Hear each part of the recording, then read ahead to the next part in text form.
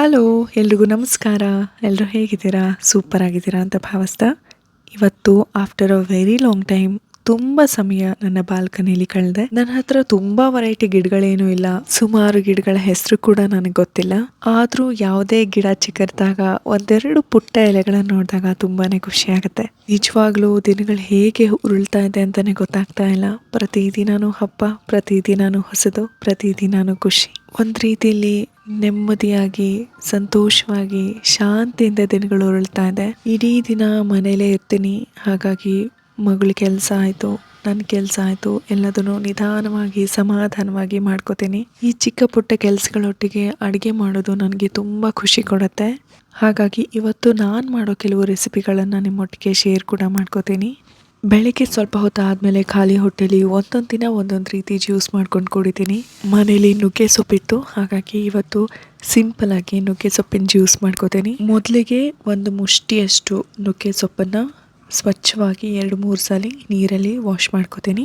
ಈ ನುಗ್ಗೆ ಸೊಪ್ಪಿನೊಟ್ಟಿಗೆ ಒಂದೆರಡು ಚಿಕ್ಕ ತುಣುಕಿನಷ್ಟು ಶುಂಠಿನ ಜಜ್ಕೊಂಡು ಮಿಕ್ಸಿಗೆ ಹಾಕೋತೀನಿ. ಇದಕ್ಕೆ ಸ್ವಲ್ಪ ನೀರನ್ನು ಸೇರಿಸಿ ಮಿಕ್ಸಿ ಮಾಡ್ಕೋತೀನಿ. ನುಗ್ಗೆ ಸೊಪ್ಪು ಅಥವಾ ನುಗ್ಗೆಕಾಯಿಯಿಂದ ಹೇರಳವಾದ ಪ್ರಯೋಜನಗಳಿವೆ. ಇದರಲ್ಲಿ ಸಾಕಷ್ಟು ಐರನ್ ಕಂಟೆಂಟ್ ಇರುತ್ತೆ.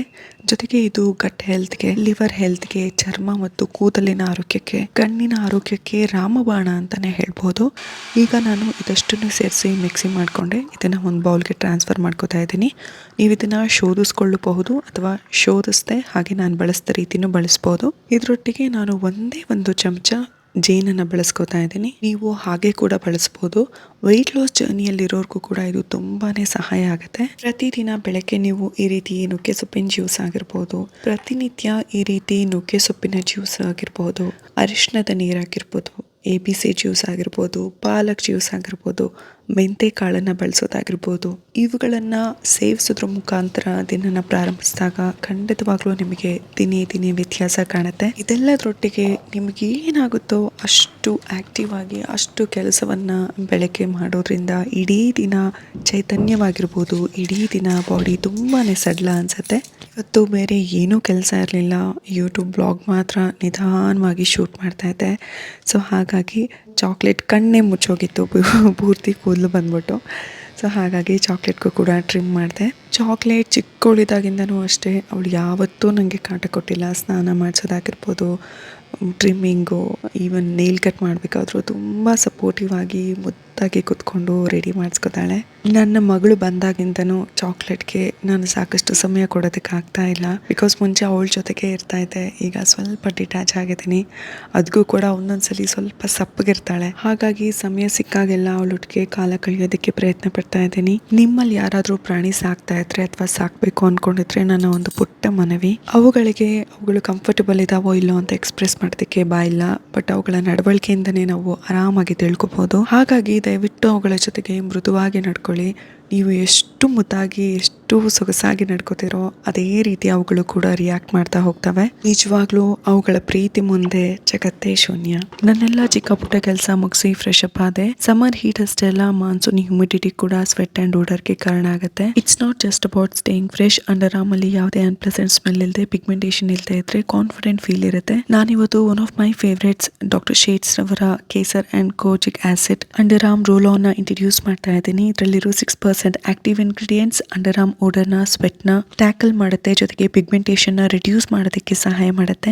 ಇದರಲ್ಲಿರೋ lactic acid buildup layers of dead skin ನ ಜೆಂಟಲ್ ಆಗಿ ಎಕ್ಸ್ಫೋಲಿಯೇಟ್ ಮಾಡುತ್ತೆ. ಕೋಜಿಕ್ ಆಸಿಡ್ ಡಿಸ್ಕಲರೇಷನ್ ನ ಫೇಡ್ ಮಾಡುತ್ತೆ ಅಂಡ್ ಕೇಸರ್ ಎಕ್ಸ್ಟ್ರಾಕ್ಟ್ಸ್ ಇನ್ಫ್ಲಮೇಷನ್ ನ ಕಡಿಮೆ ಮಾಡೋದ್ರ ಜೊತೆಗೆ ಸ್ಕಿನ್ ಬ್ರೈಟ್ನೆಸ್ ಗೆ ಸಹಾಯ ಆಗುತ್ತೆ. ಕನ್ಸಿಸ್ಟೆಂಟ್ ಆಗಿ ಬಳಸೋದ್ರಿಂದ ಪಿಗ್ಮೆಂಟೇಷನ್ ರಿಡಕ್ಷನ್ ಅಲ್ಲಿ ವಿಸಿಬಲ್ ಡಿಫರೆನ್ಸ್ ಕಾಣುತ್ತೆ. ಹಾಗೇನೆ ಇದರ aqua fragrance long lasting freshness ನ ಕೊಡುತ್ತೆ. So say goodbye to underarm problems and say hello to carefree comfort. ಈ ಪ್ರಾಡಕ್ಟ್ ನಿಮಗೆ ಇಷ್ಟ ಆಗಿದ್ರೆ ಡಾಕ್ಟರ್ ಶೇಡ್ಸ್ ರವರ ಅಫಿಷಿಯಲ್ ಪೇಜ್ ನಲ್ಲಿ ನನ್ನ ಕೂಪನ್ ಕೋಡ್ ಅದಿತಿ 2024 ನ ಬಳಸಿ 20% ಆಫ್ ಪಡೆದು ಪರ್ಚೇಸ್ ಮಾಡಬಹುದು.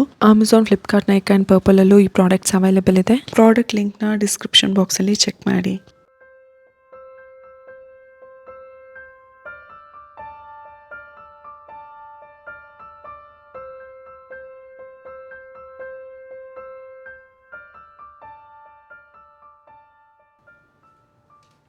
ನನ್ನ ಮಗಳು ಬೆಳಗ್ಗೆ ಜಾಸ್ತಿ ಮಲ್ಕೋತಾಳೆ, ನೈಟ್ ಪೂರ್ತಿ ನನ್ನೊಟ್ಟಿಗೆ ಆಟ ಆಡ್ತಾ ಇರ್ತಾಳೆ. ಬೆಳಿಗ್ಗೆ ನಾನು ಮಲ್ಕೊಳ್ಳೋಣ ಅಂದರೆ ನನಗೆ ತುಂಬಾ ಕೆಲಸ ಇರುತ್ತೆ. ಆದರೂ ಆಶ್ಚರ್ಯ ಏನಂದರೆ ನಂಗೊಂದು ಸ್ವಲ್ಪನೂ ಸುಸ್ತಾಗ್ತಾ ಇಲ್ಲ, ಏನೂ ಅನ್ನಿಸ್ತಾನೆ ಇಲ್ಲ. ಅವಳೊಟ್ಟಿಗೆ ಕಳೀತಿರೋ ಒಂದೊಂದು ಕ್ಷಣನೂ ಮಾತಲ್ಲಿ ಹೇಳೋಕ್ಕಾಗದೇ ಇರೋಷ್ಟು ಖುಷಿ ಕೊಡುತ್ತೆ.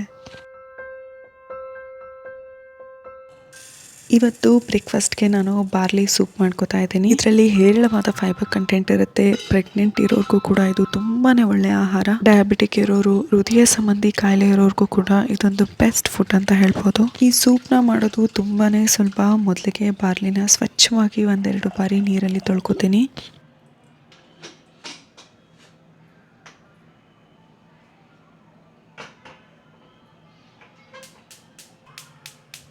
ಬಾರ್ಲಿಯಲ್ಲಿ ಸಾಕಷ್ಟು ಫೈಬರ್ ಇರೋದ್ರಿಂದ ಇದು ಬೇಗನೆ ಬೇಯೋದಿಲ್ಲ. ಸೂಪ್ ಮಾಡೋದಕ್ಕೆ ಬಳಸಬೇಕಾದ್ರೆ ಒಂದು 5ರಿಂದ 6 ವಿಷಲ್ ಹೊಡಿಸ್ಬೇಕಾಗತ್ತೆ. ಸೊ ಅದು ಬೇಯೋ ಅಷ್ಟರಲ್ಲಿ ನಾನು ಮಿಕ್ಕಿದ ಇಂಗ್ರೀಡಿಯೆಂಟ್ಸ್ ರೆಡಿ ಮಾಡ್ಕೋತೀನಿ.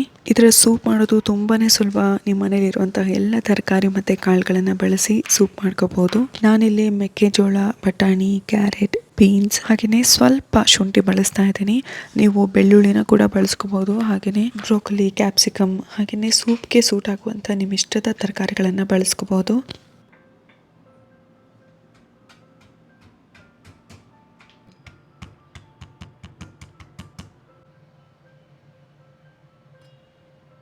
ಈಗ ಬಾರ್ಲಿ ಚೆನ್ನಾಗಿ ಬೆಂದ್ಕೊಂಡಿದೆ.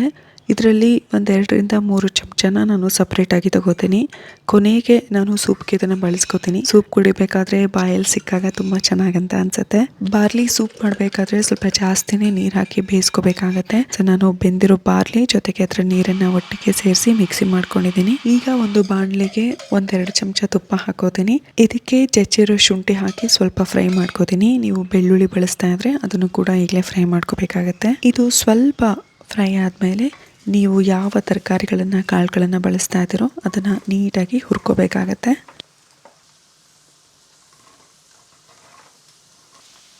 ಅದು ಸ್ವಲ್ಪ ಫ್ರೈ ಆದ ತಕ್ಷಣ ನೀವು ಸಪ್ರೇಟಾಗಿ ತೆಗೆದಿಟ್ಕೊಂಡಿರುವಂತಹ ಬಾರ್ಲಿನ ಕೂಡ ಇದಕ್ಕೆ ಹಾಕಿ 1-2 ನಿಮಿಷ ಫ್ರೈ ಮಾಡಿ.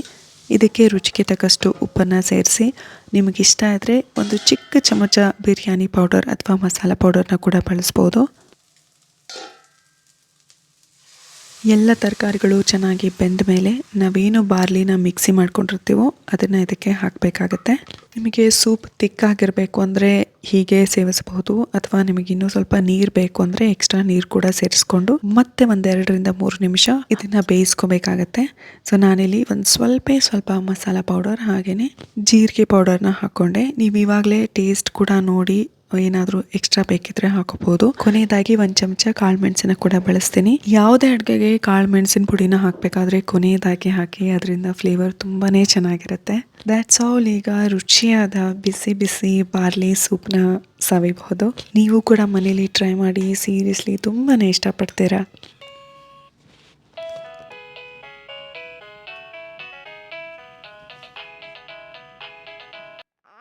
ಮನೇಲಿದ್ದಾಗ ಇದಿಷ್ಟೇ ನನ್ನ ಕೆಲಸ. ನನ್ನ ಮಗಳು ಇದ್ದಾಗ ಅವಳೊಟ್ಟಿಗೆ ಆಟ ಆಡ್ತೀನಿ, ಅವಳು ಮಲಗಿದಾಗ ನಾನು ಮಲಗೋದಕ್ಕೆ ಪ್ರಯತ್ನ ಪಡ್ತೀನಿ, ಇಲ್ಲಾಂದರೆ ನನ್ನ ಕೆಲಸಗಳನ್ನು ಮಾಡ್ಕೋತೀನಿ.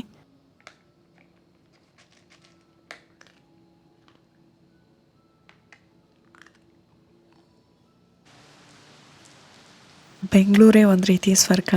ಚೆನ್ನಾಗಿ ಮಳೆ ಬರೋದಕ್ಕೆ ಶುರು ಆಗಿತ್ತು. ಏನಾದರೂ ಬಿಸಿ ಬಿಸಿಯಾಗಿ ಕುಡಿಯೋಣ ಅಂತ ಇವತ್ತು ಹೈಬಿಸ್ಕಸ್ ಟೀ ಮಾಡ್ಕೋತಾ ಇದ್ದೀನಿ. ಮೊದಲಿಗೆ ನೀರಿಗೆ ಸ್ವಲ್ಪ ಶುಂಠಿ ಹಾಕಿ ಚೆನ್ನಾಗಿ ಅದನ್ನು ಕುದಿಸ್ಕೋತೀನಿ. ನೀರು ಚೆನ್ನಾಗಿ ಕುದ್ದ ಮೇಲೆ ಅದನ್ನು ಒಂದು ಪಾತ್ರೆಗೆ ಅಥವಾ ಟೀ ಬೌಲ್ಗೆ ಶಿಫ್ಟ್ ಮಾಡ್ಕೋಬೇಕು. ಇದಕ್ಕೆ ಒಣಗಿರುವಂತಹ ದಾಸವಾಳದ ಎಲೆಗಳನ್ನ ಅಥವಾ ಹಸಿ ದಾಸವಾಳದ ಎಲೆಗಳನ್ನ ಕೂಡ ಬಳಸ್ಕೋಬಹುದು. ಹಾಕಿ ಮುಚ್ಚಿಡ್ಬೇಕಾಗತ್ತೆ. 1-2 ನಿಮಿಷ ಹಾಗೆ ಬಿಟ್ಟು ಶೋಧಿಸ್ಕೋಬೇಕು. ನೋಡಿ, ಇಷ್ಟು ಚೆನ್ನಾಗಿ ಕಲರ್ ಬಿಟ್ಟಿರುತ್ತೆ. ಇದು ಸ್ವಲ್ಪ ನಸಬೆಚ್ಚಾದ ಮೇಲೆ ಜೇನುತುಪ್ಪ ಕೂಡ ಹಾಕೊಂಡು ಕುಡಿಬಹುದು, ಅಥವಾ ಬಿಸಿ ಬಿಸಿಯಾಗೂ ಕೂಡ ಸೇವಿಸಬಹುದು.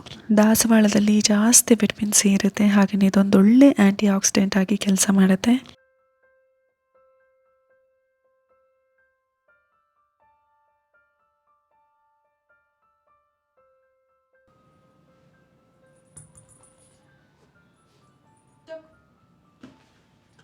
ಈಗಂತೂ ನನಗೆ ದಿನಗಳು ಹೇಗೆ ಹೋಗ್ತಾ ಇದೆ ಅಂತಲೇ ಗೊತ್ತಾಗ್ತಿಲ್ಲ. ಮಗಳು ನೋಡ್ಕೋತೀನಿ, ಮನೇಲಿ ಎಷ್ಟಾಗುತ್ತೋ ಅಷ್ಟು ಕೆಲಸ ಮಾಡ್ತೀನಿ, ಯೂಟ್ಯೂಬ್ ವ್ಲಾಗ್ಸ್ ಮಾಡ್ತೀನಿ, ಎಡಿಟಿಂಗ್ ಮಾಡ್ತೀನಿ, ಶೂಟ್ಸ್ ಇರುತ್ತೆ, ಜೊತೆಗೆ ಬಿಸ್ನೆಸ್ ಕೆಲಸಗಳು ಕೂಡ ಇರುತ್ತೆ. ಹೀಗೆ ದಿನಗಳು ಬಿಸಿಯಾಗಿ ಖುಷಿಯಾಗಿ ನಡೀತಾ ಇದೆ. ಹಾಗೇನೆ ಮೊದಲ ಬಾರಿಗೆ ತಾಯಿಯಾದಾಗ ನಿಜವಾಗ್ಲೂ ಬಹಳ ಬಹಳ ಚೇಂಜಸ್ ಅಂತ ಅನ್ಸುತ್ತೆ. ದೈಹಿಕವಾದ ಬದಲಾವಣೆಗಳಾಗಿರ್ಬೋದು, ಮಾನಸಿಕವಾದ, ಈವನ್ ಸೊಸೈಟಿಯಿಂದನೂ ಕೂಡ ಬಹಳ ಬದಲಾವಣೆಗಳು ಕಾಣುತ್ತೆ, ಚಾಲೆಂಜಸ್ ಬರುತ್ತೆ. ಯಾವಾಗ್ಲೂ ಮಗುವಿನ ಬಗ್ಗೆನೇ ಆಲೋಚನೆ ಇರುತ್ತೆ, ಜೊತೆಗೆ ಯಾವ್ದು ಸರಿ ಯಾವ್ದು ತಪ್ಪು ಎಲ್ಲದ್ರ ಬಗ್ಗೆನೂ ಕನ್ಫ್ಯೂಷನ್ಸ್ ಶುರುವಾಗಿರುತ್ತೆ. ಆದರೆ ದಿನದಿಂದ ದಿನಕ್ಕೆ ನಾನು ಕಲ್ತಿರೋ ಪಾಠ ಏನು ಅಂದರೆ, ನಮ್ಮ ಮಗುವಿನ ಬಗ್ಗೆ, ನಮ್ಮ ಕುಟುಂಬದ ಬಗ್ಗೆ ನಮಗಿಂತ ಹೆಚ್ಚಾಗಿ ಯಾರಿಗೂ ಗೊತ್ತಿರೋದಿಲ್ಲ.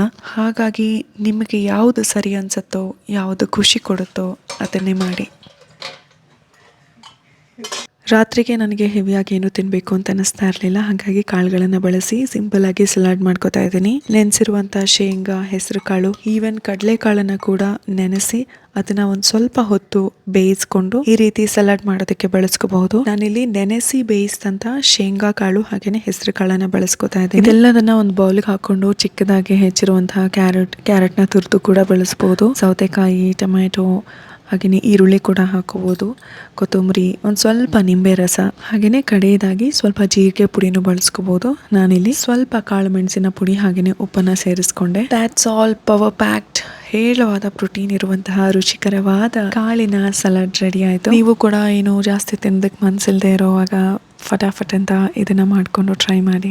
S, that's all. ಇವತ್ತಿನ ಸುಂದರ ದಿನ ಇದಾಗಿತ್ತು. ಆ್ಯಂಡ್ ನೀವು ಅನ್ಕೋಬಹುದು, ಅದಿತಿ ಯಾಕೆ ಈ ರೀತಿ ವಿಭಿನ್ನವಾಗಿ ವಾಯ್ಸ್ ಓವರ್ ಕೊಡ್ತಾ ಇದ್ದಾರೆ ಅಂತ. ಇಷ್ಟು ನಿಧಾನವಾಗಿ ವಾಯ್ಸ್ ಓವರ್ ಯಾಕೆ ಕೊಟ್ಟಿತ್ತು ಅಂದರೆ, ನನ್ನ ಮಡಲಲ್ಲಿ ನನ್ನ ಮಗಳು ಮಲಗಿದ್ಲು. ಸೊ ಅವಳು ಎದ್ದೇಳೋ ಅಷ್ಟರಲ್ಲಿ ಈ ಕೆಲಸ ಮುಗಿಸ್ಬೇಕು ಅಂತ ಈ ರೀತಿ ನಿಧಾನವಾಗಿ ವಾಯ್ಸ್ ಓವರ್ ಕೊಟ್ಟಿದ್ದೀನಿ.